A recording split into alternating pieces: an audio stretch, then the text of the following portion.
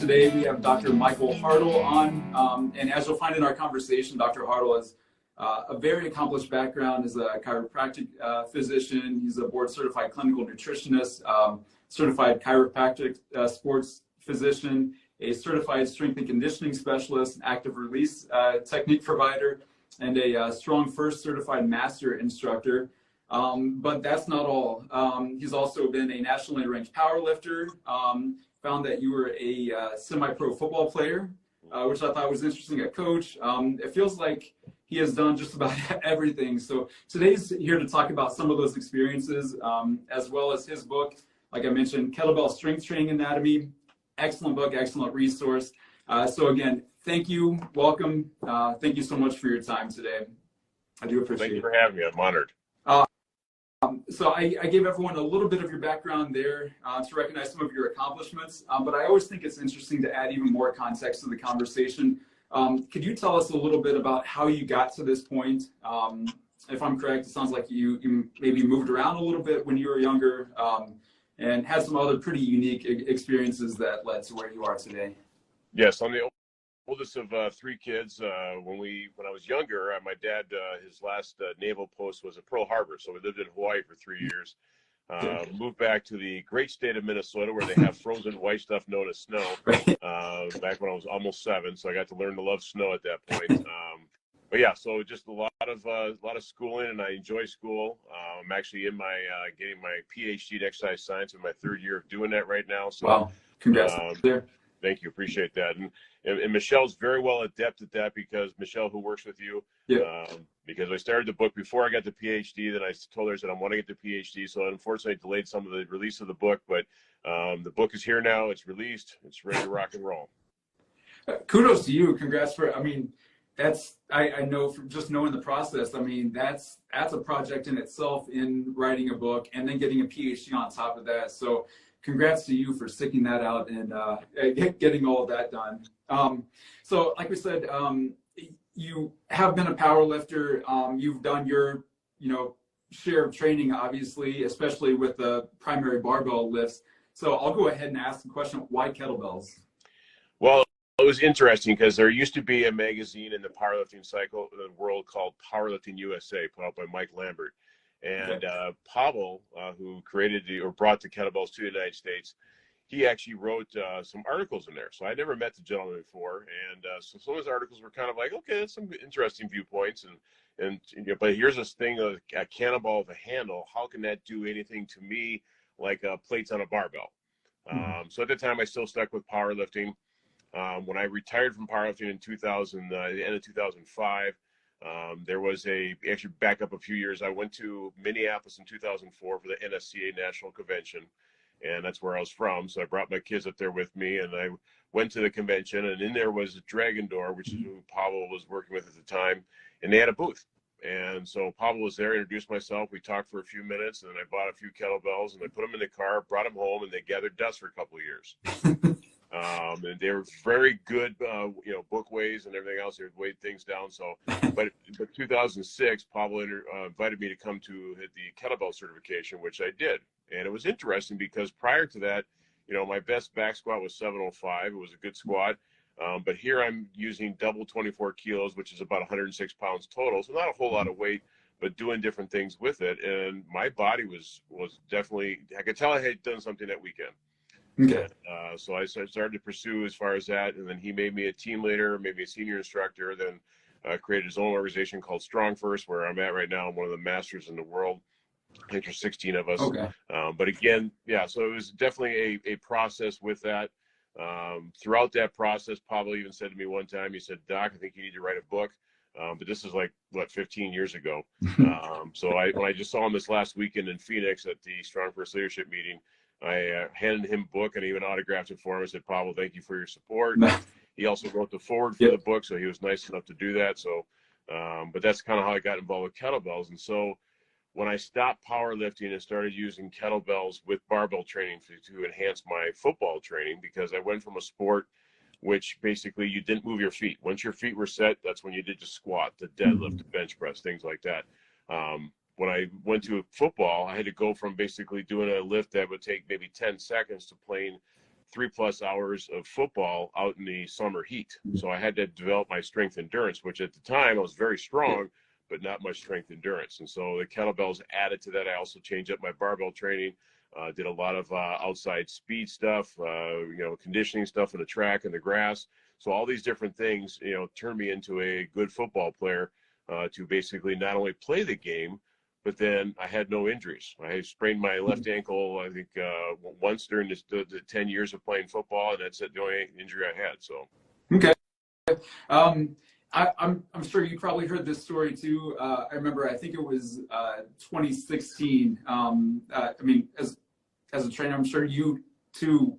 I was pretty excited to hear the story about the Indianapolis Colts kind of introducing Turkish get-ups to their training, and it seemed like, from reading the story, it sounded like, that was something brand new to a lot of those athletes. But it seemed like they were able to buy in quite a bit into, incorporating kettlebells a little more into their training. How have you seen kettlebells kind of evolve over the years and maybe be a little more accepted as a modality in training like that? Well, it's interesting because if you learn how to use, it's like any other type of equipment, whether it be barbell, dumbbell, kettlebell, body weight, if you're doing it properly with good technique, you'll be able to enhance your training down the road and increase your performance as a human being. There was a former master instructor in our organization called Jeff O'Connor. I remember him telling me many years ago, he gave his kids, his football players down in Oklahoma, swings and get-ups. Yeah. That's all he had them do. And so we had swing, which is what we call a ballistic or a dynamic, where the kettlebell keeps moving. The get-up is more of a grind exercise where you're kind of pushing through it. And those two exercises gave his kids a lot of the basic strength they needed to be able to do to get on the field and operate as far as football players, regardless if they're a defensive lineman or a running back or whatever position they played with that. Obviously, there's other exercises besides the swings and get-up. Pavel wrote a book called Simple and Sinister. He talks about that, quite a bit. But again, using kettlebells is another tool in my toolbox with my students and my clients and my patients to be able to get strong and healthy so that they can become more resilient for life in general, regardless if they're a competitive athlete or they're just doing mom and dad stuff or they're a grandfather who wants to pick up his granddaughter. So I know you mentioned in the book, and maybe this can relate to what you just said, that when you started using kettlebells, it actually helped your bench press, it helped your deadlift. And for people maybe not as familiar, they might think that, using kettlebells would contradict that and maybe set you back a little bit if you're not practicing like a barbell bench press every day. So how did that really help you improve in those areas? Well, for example, with the powerlifting, with the barbell deadlift, I have a long torso and not to say short arms and short legs, but when I lock out the barbell, it's right by my groin area. Okay. So the lockout generally was always my toughest part of the deadlift. When I started learning how to do kettlebells, I was doing heavy double kettlebell swings with the kettlebells inside my legs. And that itself, all of a sudden I went back to deadlifting a few weeks later, and I went, that's kind of interesting. My lockout was more crisp, more smooth. And I was like, wow, that's a big thing. I know Donnie Thompson was showing how to use kettlebells by Pavel, and he also improved his bench press, his deadlift, his squat. So it's not just, myself as a case study, it's other people as well, too, have seen the benefits of doing it. How have you, maybe in some of your experiences with, some of your patients, some of your clients, how have you kind of seen them buy into it a little bit? Maybe they've never seen a kettlebell before and they're trying it for the first time. Kind of what's their reaction and what's your experience been in introducing that to them? Well, it's quite interesting because a lot of patients, for example, take a 12-kilo kettlebell, which is 26 pounds. A lot of these people have kids or have had kids before. They're like, well, I can't pick that up. I'm like, well, you pick up little Johnny all the time and you carry him on your right hip or left hip or something like that. So again, we want them to be able to become stronger. So a lot of times I just start them with the kettlebell deadlift, and then I may show them the kettlebell get up, and then we may move into the kettlebell swing. But these are different exercises. One beautiful thing about the kettlebells is that the ease of selecting the bell. So when I do barbell squats, I put a plate on, I do a barbell squat, I take plates on and off. So it's a little bit more time intensive with that. But kettlebells, boom, you just pick it up and you go. As long as you use good form picking it up, but still, we want to be able to do that. But again, it's just much easier to be able to switch in a rehab setting. We have rehab at my office here, so we do We have patients use kettlebell deadlifts all the time. It's one of the best exercises because it teaches you total body tension, and gets your lats involved, your abs, your hamstrings. We move into the swing, even such more advanced exercise like a single leg deadlift. Okay. That's a good exercise when someone has progressed enough to be able to do it, to help teach not only balance but also mobility. So all the different exercises are fantastic. I think what you said there kind of relates to, I know also in the book you mentioned a commercial, I've seen it too, about the grandpa kind of using a kettlebell, kind of working out in his gym with the whole goal of being able to lift up his grandkid. So I'm sure you see that quite a bit with your patients. You know, kettlebells really kind of mimic real life situations. Oh yeah. I mean, like I said, it's a cannonball with a handle on, so it's a very compact, dense piece of equipment that is very, very used with a lot of different people. But that Super Bowl commercial, that's where I saw that. I was like, hey, that's pretty cool, you know, because he was out in his garage in the wintertime. He had his jackets on, and he was picking up a kettlebell so he can learn how to pick up his granddaughter, or had the strength to pick her up. Right.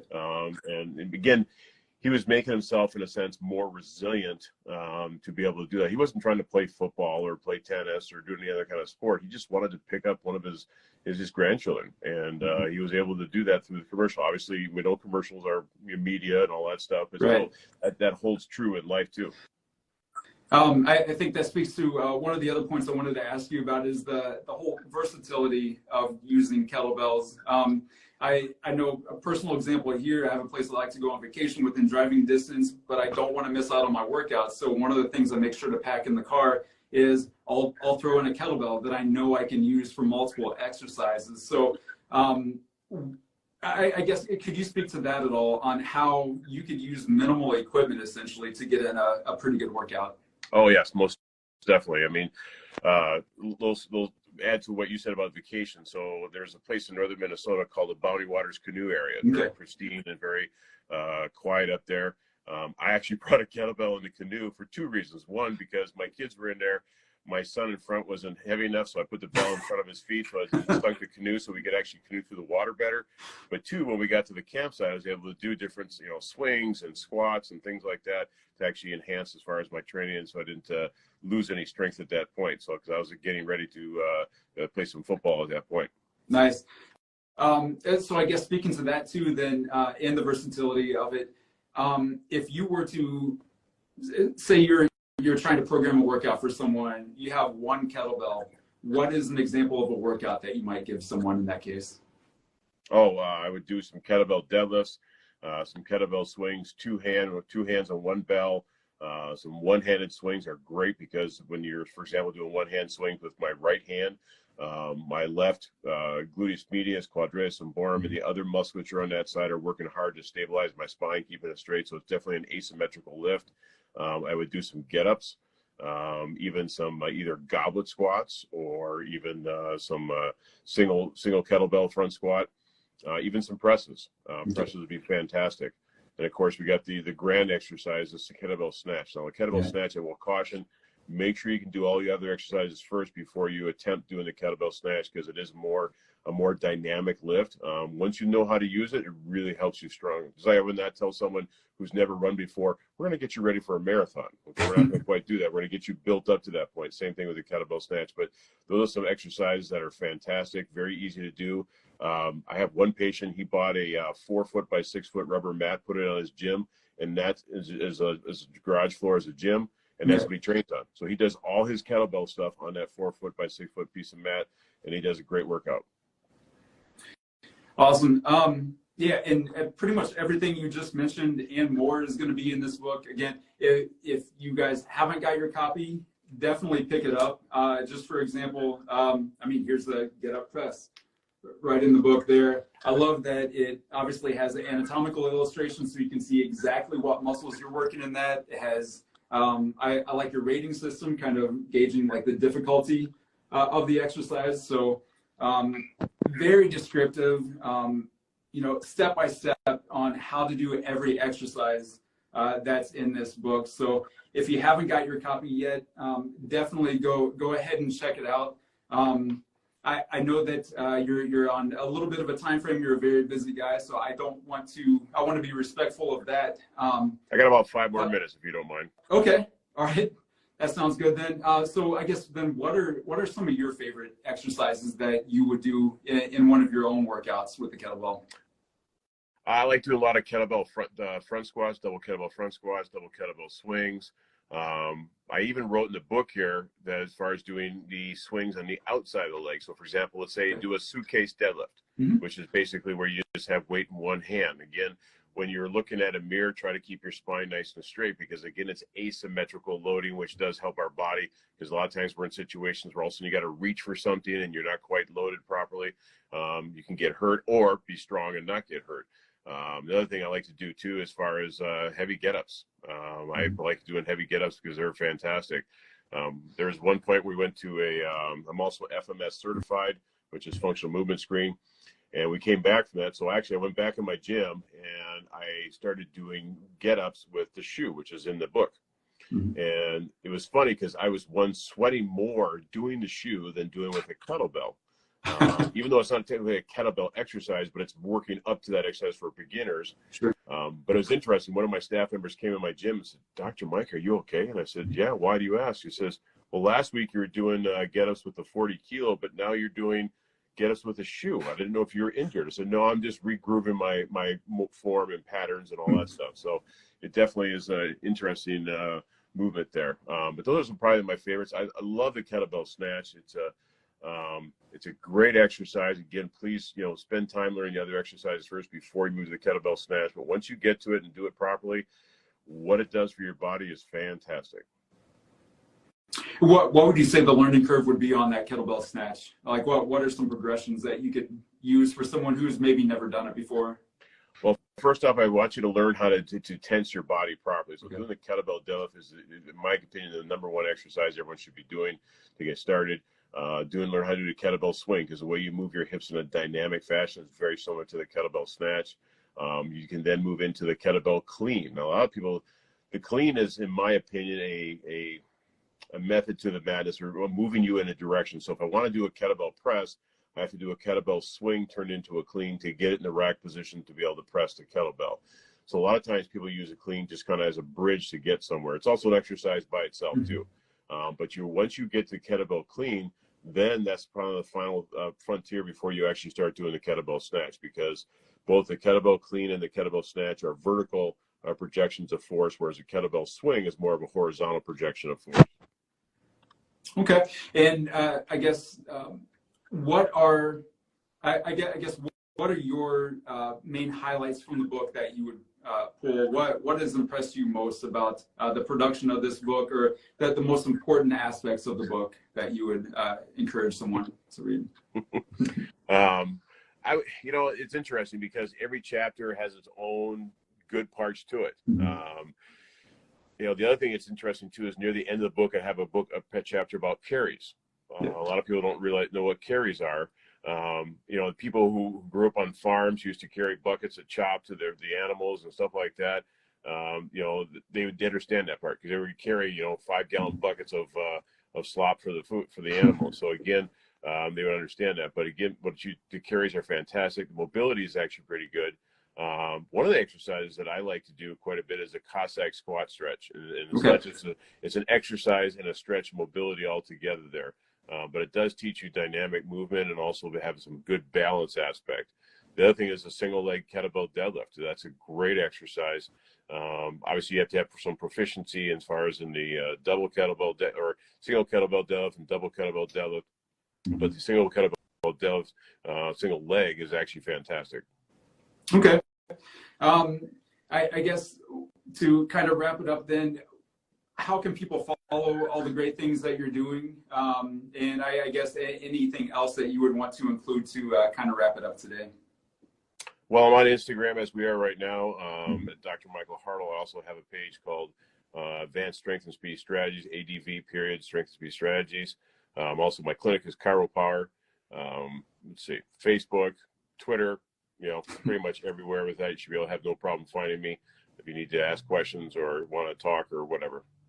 Okay, awesome. Again, Kettlebell Strength Training Anatomy, I highly encourage you to pick it up. It's great for beginners or advanced exercisers. I mean, regardless of where you are in your fitness journey, you're going to find something that will benefit you. And they're going to learn something from it for sure. So again, thank you so much for your time. I definitely appreciate taking time out of your day. And I will see you later on. All right. Talk to you later.